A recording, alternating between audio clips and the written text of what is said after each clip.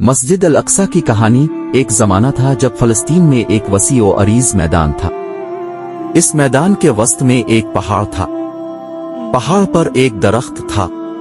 یہ درخت بہت ہی پرانا اور مقدس تھا۔ لوگ اس درخت کی پرستش کرتے تھے۔ ایک دن ایک بڑے اور طاقتور فرشتہ آسمان سے نازل ہوا۔ فرشتہ نے درخت کو کاٹ دیا اور اس کی جگہ ایک مقدس مقام تعمیر کیا۔ اس مقام کا نام مسجد الاقصی رکھا گیا۔ مسجد الاقصی ایک بہت ہی خوبصورت اور شاندار مسجد تھی۔ اس میں ایک بڑا اور وسیع صحن تھا۔ صحن کے چاروں طرف 4 مینار تھے۔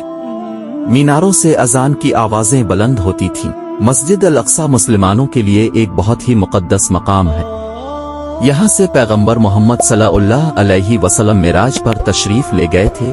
پیغمبر محمد صلی اللہ علیہ وسلم کی معراج۔ ایک رات پیغمبر محمد صلی اللہ علیہ وسلم کو خواب میں ایک فرشتہ ملا۔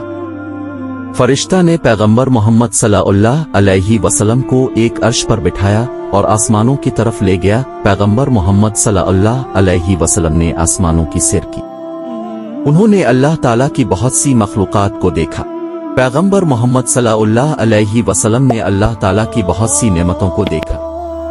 انہوں نے اللہ تعالیٰ سے بہت سی دعائیں مانگی۔ آخرکار پیغمبر محمد صلی اللہ علیہ وسلم کو واپس زمین پر لایا گیا۔ انہوں نے اپنے ساتھیوں کو اپنی معراج کی کہانی سنائی۔ مسجد الاقصی کی تعمیر۔ مسجد الاقصی کی تعمیر کئی بار ہوئی ہے۔ سب سے پہلے مسجد کی تعمیر حضرت سلیمان علیہ السلام نے کی تھی۔ حضرت سلیمان علیہ السلام ایک بڑے اور طاقتور بادشاہ تھے۔ انہوں نے مسجد الاقصی کو ایک بہت ہی خوبصورت اور شاندار مسجد بنایا۔ مسجد الاقصی کی دوسری تعمیر حضرت عیسیٰ علیہ السلام کے زمانے میں ہوئی۔ حضرت عیسیٰ علیہ السلام ایک پیغمبر تھے۔ انہوں نے مسجد الاقصی کی مرمت کی اور اسے اور بھی زیادہ خوبصورت بنایا۔ مسجد الاقصی کی تیسری تعمیر حضرت محمد صلی اللہ علیہ وسلم کے زمانے میں ہوئی۔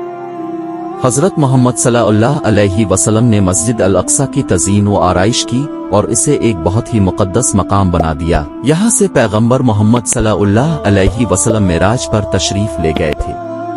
مسجد الاقصی کو اسلام میں تیسرا مقدس مقام سمجھا جاتا ہے۔ مسجد الاقصی ایک تاریخی مقام بھی ہے۔